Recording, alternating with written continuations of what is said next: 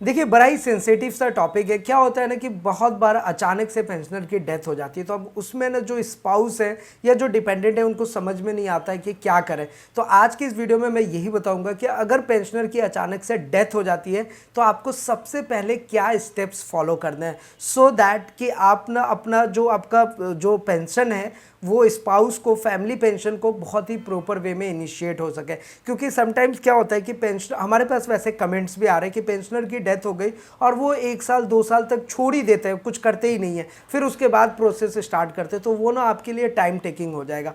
अगर पेंशनर की डेथ हो जा रही है सडनली, तो आपको कुछ स्टेप्स है जो फॉलो करने हैं और उसके बाद आपका वो पेंशन रेगुलर आएगा। वैसे आगे बढ़ने से पहले एक रिक्वेस्ट आपसे और करूंगा कि अगर अभी तक आपने एटीएच इंडिया चैनल को सब्सक्राइब नहीं किया तो सब्सक्राइब कर लीजिए, बेल आइकन को दबा दीजिए, सो दैट ऐसे लेटेस्ट इन्फॉर्मेशन आपको हमेशा मिलते रहे।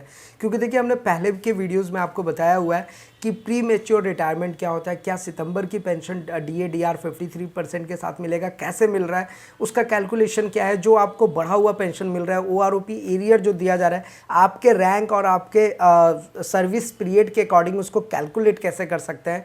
जो भी न्यू अपडेट आता है DAR को लेकर के, OROP को लेकर के, कम्यूटेशन रिकवरी को लेकर के, सारे टॉपिक्स हम कवर करते हैं और हमारी हमेशा यही कोशिश होती है कि आपके साथ सही और सटीक जानकारी शेयर करें और इवन प्रैक्टिकल इन्फॉर्मेशन करें, ताकि आप किसी पे डिपेंडेंट ना हो, आपको कहीं जाना ना पड़े, आप खुद से सारी चीज़ों को ऑपरेट कर सकें। तो अब स्पर्श पेंशन पोर्टल को किस तरीके से ऑपरेट करना है, किस तरीके से चलाना है, ऑलरेडी हमने सारी चीज़ें आपको बता रखी है। और देखिए जब आप स्पर्श पेंशन पोर्टल को इस तरीके से स्क्रॉल करेंगे ना, तो नीचे में एक आपको हेल्पलाइन नंबर मिलता है। तो कभी भी अगर आपको कुछ ऐसा क्वेश्चन लग रहा है जो स्पर्श पेंशन पोर्टल से पूछना चाहिए, जो इससे रिलेटेड है, आप इस नंबर पे 110% कॉल कीजिए, कोई प्रॉब्लम नहीं है। आप इस नंबर पे कॉल कर सकते हैं 1800180532 मैंने अपने हर वीडियो में इसके बारे में बताया। जब आप इस नंबर पे कॉल करते हैं ना, तो वो वहाँ से आपके पास ना वो आपको सॉल्यूशन प्रोवाइड कराते हैं। समटाइम्स क्या होता है कि आप अपने फ़ोन से कॉल कर रहे हैं और एक बार में फ़ोन नहीं लग रहा, तो आप 2 3 4 बार ट्राई कीजिएगा, समटाइम्स 10-12 बार भी ट्राई करना पड़ जाता है, तब जा कर के यहाँ पर ये सॉल्यूशन निकलता है। तो आप लेकिन कॉल कर सकते हैं, आप यहाँ से भी पूछ सकते हैं और वो लोग आपको गाइड करेंगे, इसमें कोई डाउट वाली बात नहीं है।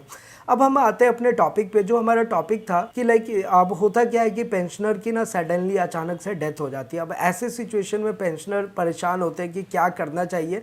तो देखिए सबसे पहला काम है कि अगर पेंशनर जैसे ही डेथ होते हैं, आपको विदिन 5 डेज 4 डेज जितनी जल्दी हो सके, क्योंकि देखिए ये बड़ा ही इमोशनल मोमेंट होता है ना जब किसी पेंशनर की डेथ हो रही है, तो ये इस मोमेंट को तो जो लोग फैमिली पेंशन वाले लोग हैं वो लोग समझ सकते हैं कि कितना प्रॉब्लम उनको फेस करना पड़ता है। लेकिन इसी प्रॉब्लम्स में कुछ स्टेप्स हैं जो हमें फॉलो कर लेना चाहिए, सारे पेंशनर को फॉलो करना चाहिए, और इसलिए ये टॉपिक कवर कर रहा हूँ। वैसे अगर आपने हमें फॉलो किया हुआ है, तो आपने जो लोग शुरू से फॉलो किए हुए हैं उनको पता है कि मैंने हर स्टेप्स आपको करके दिखाया हुआ है कि किस तरीके से आप अपना डेथ क्लेम करेंगे, फैमिली पेंशन कैसे इनिशिएट करेंगे, ये सब बताया हुआ है। लेकिन फिर मैं आपको ये टॉपिक कवर कर रहा हूँ क्योंकि बहुत सारे लोगों का ऐसा मैसेजेस आ रहा था। तो यहाँ पर देखिए आपके पास अगर पेंशनर की डेथ होती है तो कुछ काम है जो आपको जितनी जल्दी हो सके, जितनी जल्दी का मतलब आप जितनी जल्दी कर लें। सबसे पहला चीज़ है कि आपके पास पेंशनर का एक डेथ सर्टिफिकेट होना चाहिए, वो आप ज़रूर एकदम बनवाइए, वो उसकी ज़रूरत पड़ेगी आपको। दूसरा है कि पेंशनर का डेथ इंटीमेशन सर्टिफिकेट आपको जनरेट करना पड़ेगा। ये कहाँ से होगा? ये स्पर्श पेंशन पोर्टल से होगा। अभी मैं आपको लाइव करके भी दिखाऊंगा। ये कुछ स्टेप्स हैं जो आपको फॉलो करना है। उसके बाद ना आपको पेंशन अपनी स्टॉप करानी। देखिए पेंशनर का डेथ होता है तो फैमिली पेंशन वाले से एक गलती हो जाती है ना कुछ केसेस में कि वो पेंशन स्टॉप नहीं करा पाते। वो भी मतलब एक तो प्रॉब्लम है, दुख के पीरियड में उनको भी समझ में नहीं आ रहा क्या करें, तो वो छोड़ देते हैं। तो वो ना देखिए उसका ना अल्टीमेटली फिर रिकवरी होता है। तो वो करने के बजाय आप जितनी जल्दी स्टॉप करा देंगे उतनी जल्दी आपका फैमिली पेंशन इनिशिएट हो जाएगा। और अगर आप ऐसा सोच रहे हैं कि पेंशन स्टॉप लेट से होगा तो फिर आपका फैमिली पेंशन भी और लेट जाएगा, क्योंकि पूरा प्रोसेस ही चेंज हो जाता है पूरा प्रोसेस में। और ये सब ना बहुत टाइम टेकिंग पीरियड है। ऐसा नहीं है कि आज आपने पेंशन स्टॉप कराया और कल आपका फैमिली पेंशन स्टार्ट हो गया है। इतनी सारी टेक्नोलॉजी आ गया, इतने सारे अपडेट्स आ गए। अब तो गवर्नमेंट की तरफ से, भारत सरकार की तरफ से स्पर्श पेंशन पोर्टल भी आ गया है, लेकिन प्रॉब्लम्स अभी भी एग्जिस्ट करती हैं। तो उसका सॉल्यूशन निकालने के लिए क्या है ना कि आपको जो स्टेप्स मैं आपको बता रहा हूँ बहुत सिंपल सा, मैं इसको कॉम्प्लिकेटेड नहीं करना चाहता हूँ, मैं बहुत आसान तरीके से आपको बता रहा हूँ कि आप डेथ सर्टिफिकेट लीजिए, डेथ इंटीमेशन सर्टिफिकेट को जनरेट कीजिए स्पर्श से, पेंशन को स्टॉप करवाइए और स्टार्ट फैमिली पेंशन को इनिशिएट कराइए। रिकॉर्ड लेटर भी, रिकॉर्ड ऑफिस को भी आप लेटर जारी कर सकते हैं, जो भी आपका रिकॉर्ड ऑफिस है। बस इतने ही स्टेप्स में ना आपका फैमिली पेंशन इनिशिएट हो जाता है। कोई कॉम्प्लेक्सिटी नहीं, कोई इसको कॉम्प्लेक्स नहीं बनाइए। अब एक चीज़ तो आप समझ ही गए होंगे कि पेंशनर की डेथ हो रही है, आप एट ए टाइम जितनी जल्दी हो आप death certificate, death claim with pension stoppage, ये काम जल्दी कर ले। अब ये काम करेंगे कैसे, देखिए इसके लिए फिलहाल ये चीज़ें तो आपको समझ आ ही गई हैं। अब इसके लिए आपको ना यहाँ पर आपके पास देखिए, जब स्पर्स पेंशन पोर्टल का ना ये ऑफिशियल वेबसाइट होता है जो कि spurs.defensepension.gov.in। अब इसको ओपन करने के लिए भी सोचना नहीं है, आप मोबाइल फ़ोन पे जाइए, गूगल ओपन कीजिए और वहाँ पे स्पर्स पेंशन टाइप कीजिए, आपका स्पर्स पेंशन पोर्टल ओपन हो जाएगा। अब स्पर्स पेंशन पोर्टल जैसे ही ओपन होता है ना, तो यहाँ पर देखिए ऐसे होम, अबाउट स्पर्स, सर्विसेज, इस तरीके का आपके पास ऑप्शन दिखेंगे। तो जब आप सर्विस वाले ऑप्शन पे जाएंगे तो यहाँ पर देखिए आपके पास ना एक ऑप्शन यहाँ पर आपको दिख जाएगा, death report start family pension stoppage of pension. ये देखिए ये आपके सामने यहाँ पर शो होगा, बस इसी वाले ऑप्शन पे आपको जाना है। तो मैं एक बार आपको क्लिक करके दिखा देता हूँ। वैसे इसके बारे में हमने आपको बताया हुआ भी है कि आप इस पे फैमिली पेंशन वगैरह इनिशिएट कैसे करेंगे। अब ये देखिए कुछ इस तरीके का ऑप्शन आपके सामने ओपन हो जाता है और ये सारे डिटेल्स आपको फिलअप करने 3 डिवीज़न में। एक है रिपोर्टर का डिटेल्स, एक है क्लेम का डिटेल्स और एक है क्लेमेंट का डिटेल्स। ये 3 टाइप्स में ये फॉर्म फिलअप होता है। तो रिपोर्टर डिटेल्स में क्या है कि आपका सर्विस आ जाएगा, सर्विस में आर्मी, नेवी, एयरफोर्स और सिविलियन सेलेक्ट कर लेंगे। फिर आता है यूनिक आइडेंटिफायर, पेंशनर का कोई भी डिटेल हो, चाहे वो बैंक अकाउंट नंबर, जिस बैंक अकाउंट में अभी तक आपका पेंशन आ रहा है वही वाला बैंक अकाउंट नंबर, ठीक है, या आपका पर्सनल नंबर, स्पर्स का पीपीओ नंबर, रेजिमेंटल नंबर जो आपका आर्मी नंबर है सबको पता होता है, पीआरएन नंबर, जीपीएफ नंबर, कोई भी डिटेल आपको यहाँ पर ऐसे सेलेक्ट कर लेना। तो जैसे मान लीजिए कि आपने अपना पर्सनल नंबर सेलेक्ट करा, तो जो आपको पर्सनल नंबर मिला है वो यहाँ डाल देना है।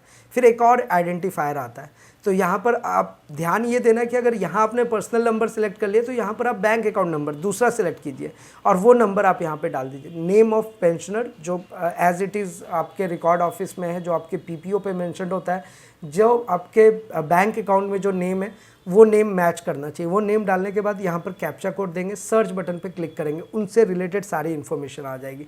यहाँ पर रिपोर्टर का डिटेल्स आ जाएगा, साल उनका रिलेशन क्या है। तो ज़्यादातर केस में मैं यही कहता हूँ कि अगर हस्बैंड वाला केस है तो उनकी जो स्पाउस है वो फिल करें तो ज़्यादा अच्छे। तो यहाँ पर स्पाउस ऐसे सेलेक्ट कर लेना है, मोबाइल नंबर और एक ईमेल आईडी डाल देना है और वैलिडेट एंड प्रोसीड पे आगे क्लिक कर देना है। सेम इसी तरीके से आपको क्लेम का डिटेल्स वाला भी ऑप्शन मिल जाएगा और यहाँ पर क्लेम डिटेल्स में क्या आएगा कि स्टॉपेज ऑफ पेंशन और a part there of existing pensioner और family pensioner, division of family pension due to non supporting of dependents by existing family pensioner. तो जिस 2 कैटेगरी में आप आते हैं उन दोनों में से कोई एक कैटेगरी को सिलेक्ट कर लेना। वैसे ज़्यादातर तो फर्स्ट कैटेगरी में ही आते हैं, तो फर्स्ट कैटेगरी वाले को इस तरीके से सिलेक्ट करके आपको, अगर एक ऑप्शन यहाँ पे ये भी रहता है, please provide details of members who are no longer eligible for family pension, तो उनका डिटेल्स भी आप डाल सकते हैं। सबसे लास्ट ऑप्शन आता है क्लेमेंट डिटेल्स का। तो क्लेमेंट डिटेल्स में क्या होता है कि do you want to claim for family pension, तो डेफिनेटली बात है कि आप स्पाउस है और आपको फैमिली पेंशन को इनिशिएट करना है, तो बस यहाँ पे येस कर दीजिए। इतना कुछ अगर आप सही तरीके से फिलअप करेंगे ना तो आपका प्रोसेस जो है वो आगे बढ़ जाएगा।